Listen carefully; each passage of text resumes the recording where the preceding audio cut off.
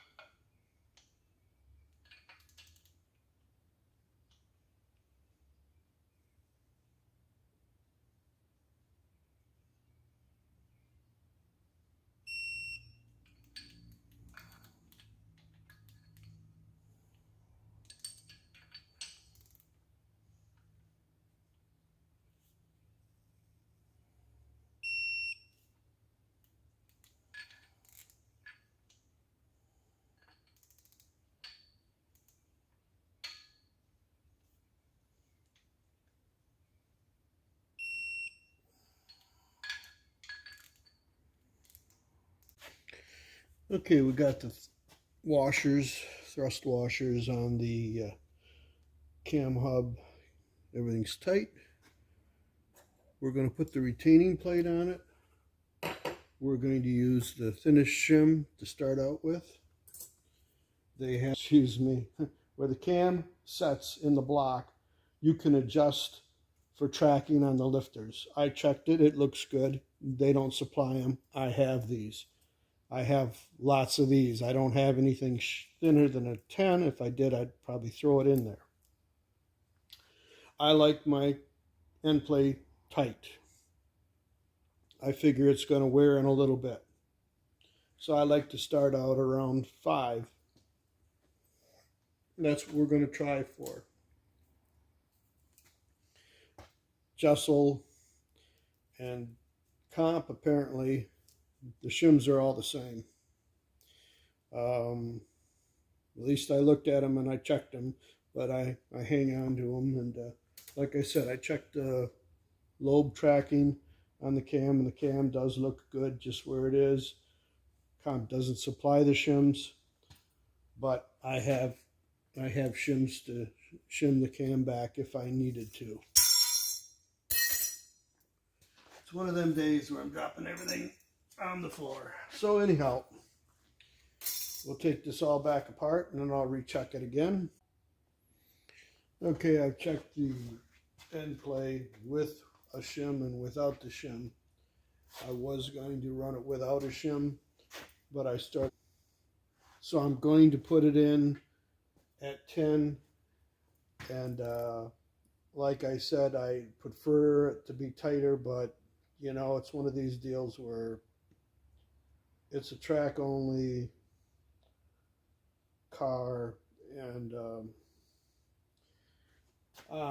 yeah, I don't have a shim, and I'm not going to sit there for an hour and a half lapping a shim down.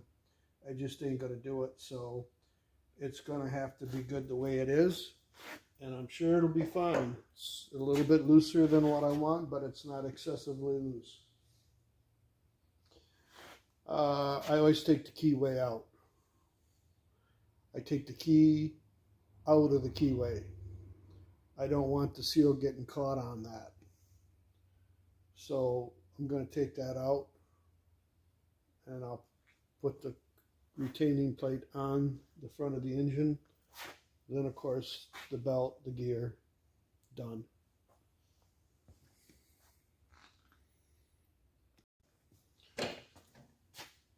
So I took the key out of the keyway. I'm going to put the plate on it with the 10,000 shim. So like I said, the seal is just above it a little bit. I was going to run it at 0, but you can see I'm not going to try to tap the seal back. I don't want to destroy the seal. I'd like it a little tighter, but hey, 6 of one, half dozen another. At the end of the day, it'll be just dandy. So now we're going to use the nuts that they supplied, because it's going on and staying on.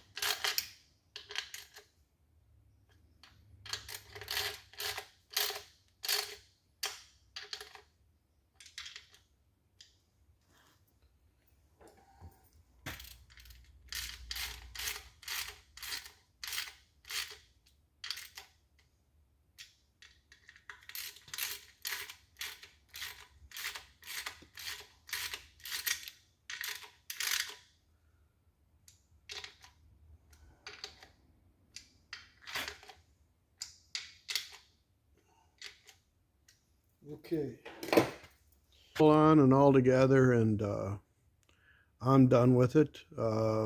Somebody inquired and said, well, you know, the damn thing don't fit with the damn because it's a Chinese belt drive. Well, for the guy that said that, if he's even still on my watching my channel, that says comp. In the box says comp. Now, not throwing comp under the bus, but it didn't fit with a dam. And there was a couple things that I found out later while I was putting this together that being I had to modify a few things got in the way of other things. And that just seems to be the way this business works. You buy aftermarket parts, and a lot of times aftermarket parts don't fit up against other aftermarket parts. Being the block, being the SHP dart block. So it's, it's all done, and I'm all done crying about it. Moving on to other things. Thanks for watching my videos. Drive on the SHP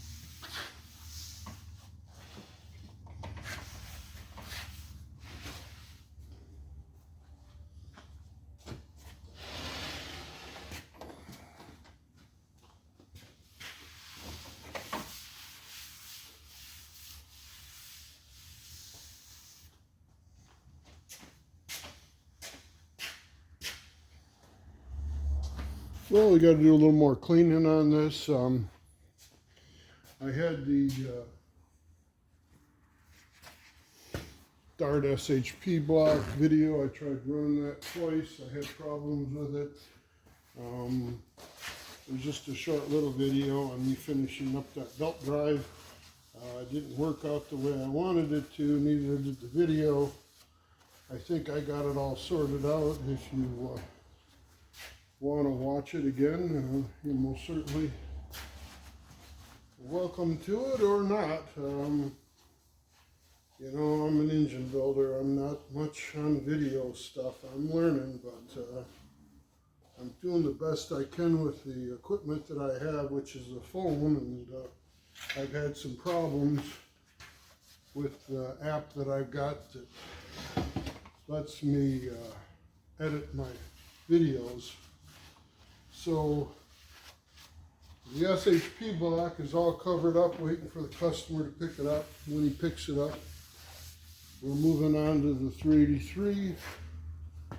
We're gonna start putting that together probably Monday.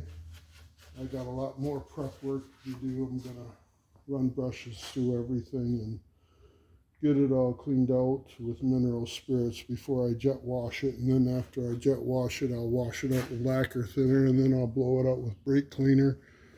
And then I'll run some paper, rifle wadding through the galleys and that, and get them all, make sure they're all clean, and then blow it back out again. So it's getting there. It looks like we got mosquitoes here in Michigan.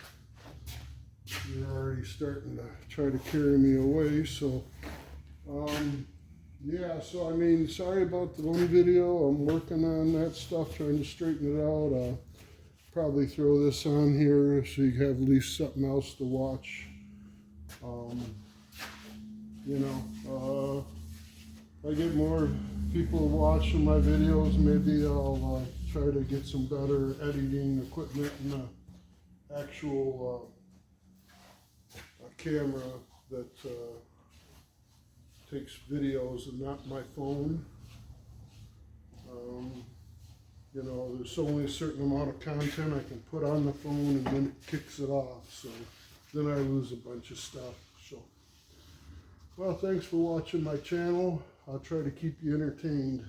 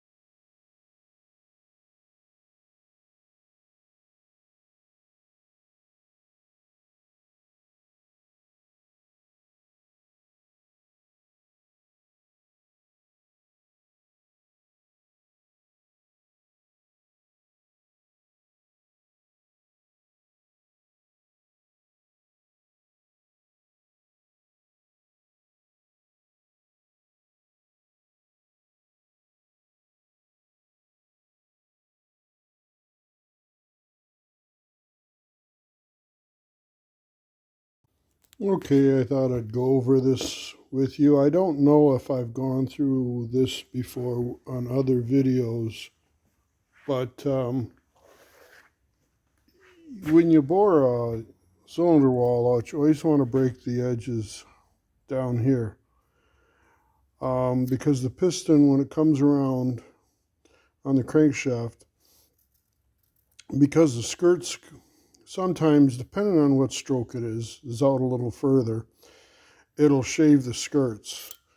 So, because if it has a sharp edge on it, and just putting an angle on it and breaking it ain't good enough. You want to roll it.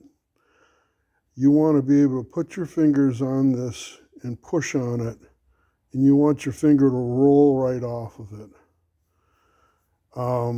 At least where the skirts are. You know, you don't have to do the whole entire bottom of the bore.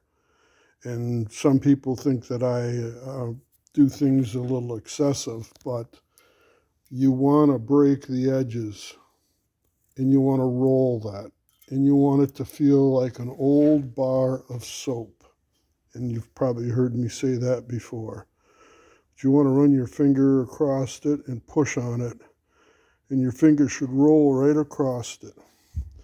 That'll save on your piston skirts from getting shaved and bringing junk up into the skirts and up on the walls and carving everything all to shit. So this is what I do. And of course, because this was a stroker, I had to do a little clearancing, so I blended this all back. But when you're all done boring, you know, you can break these edges, and then I go over and I check them